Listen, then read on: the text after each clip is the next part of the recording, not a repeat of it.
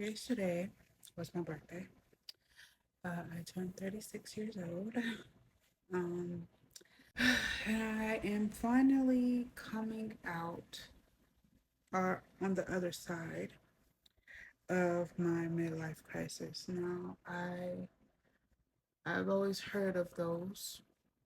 I think I'll ever go through one, or what mine would be like.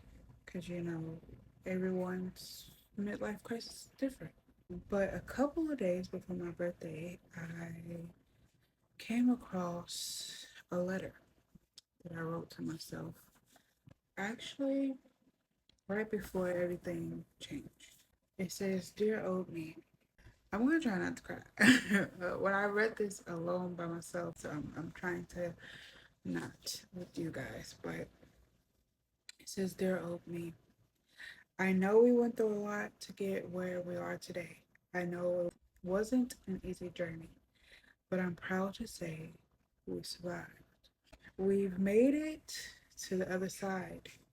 Yes, we've lost a lot of people along the way. They are our angels now. I know it was hard being betrayed and mistreated by so many people. It was hard being around so many people yet feeling so alone. I know you feel like such a failure because none of your projects or businesses or creative journeys went as planned or expected, but I assure you, you've gained things that money can't buy. You are so much more wiser because of those failures. You have overcome so many obstacles that you've gained a lot of strength to endure. You are not a failure. You never needed the validation of others to be great. You are that already. Just by being who God created you to be is all that ever mattered. Your faith is your strength. Even though you didn't deserve any of those things, nobody ever said this road would be easy. But God didn't bring you this far to leave you. You are about to be used to do great things in the earth to advance the kingdom. What could be better than that? You have always been worthy of the life you dreamed of. You just needed to believe that for yourself wholeheartedly. You are no longer that girl anymore. You are the queen you always knew you were. Love, Jasmine. The scriptures at the bottom of the pages in this journal. One says, "This is the day that the Lord has made. We will rejoice and be glad in it." The other says, "Those who trust in the Lord will find new strength. They will soar high on wings like eagles."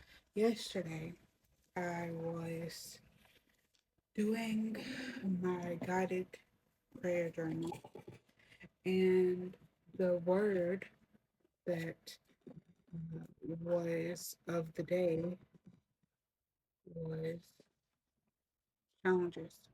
Now, I highlight all of the scriptures for that word and for that day, but the one that I usually pick one to put on the post-it note to put on my board.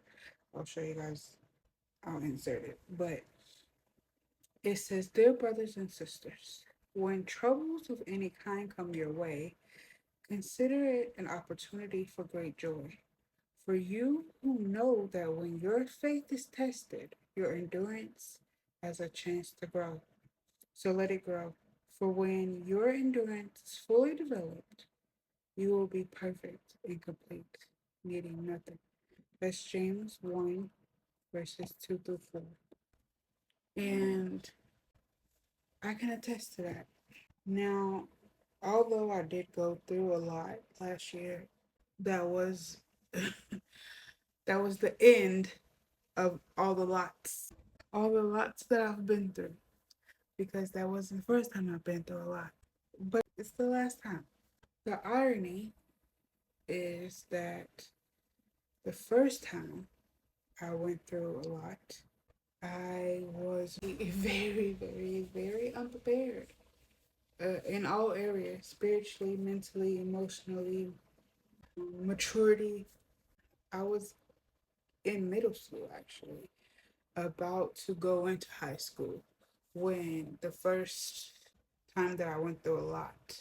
Well, it was consecutive. It wasn't as close as it was last year, how everything was back to back to back within a few months. But it really all started June the 20th of 2003 when my uncle was killed in a drive-by on the corner of our street. That was, I want to say, the beginning of all my trauma, deep trauma that changed me in every way possible. I'm not the little, I'm the little girl that I was abruptly a different girl. It is changed the whole course of my life. And I would love to say that was the end, but that was the beginning of years of trauma that I haven't quite dealt with, honestly, fully, still to this day, because there's so much. Because to survive, I had to suppress a lot of memories. I've had to become a strong black woman, like my grandmother, like my mother. If I was going to be nothing else, I was going to be strong. And being strong has got me this far, but it has some disadvantages as well. Because of the strength that I've had to conjure up in a lot of situations, or had to pull from unknown places and sources, I had to go to a place within myself to hide all these things, to bury them, so that I could literally just keep going. I did write some of the things out, as you can see. That's what initially helped me get out of the depression that started after my uncle was killed. Because after my uncle was killed, my aunt was found dead. Then my great grandmother, which was the backbone of our family, died. And then I was uprooted from my family to go live with my dad's side of my family. And that was its own challenge. And I just, from the moment I had to go live with my dad, is where I had to become strong. I had no choice. I lived in a very emotionless house. So the emotional person that I was, I still do feel emotions very strongly, but I had to learn how to be nonchalant to those feelings. And unfortunately, I'm still very nonchalant.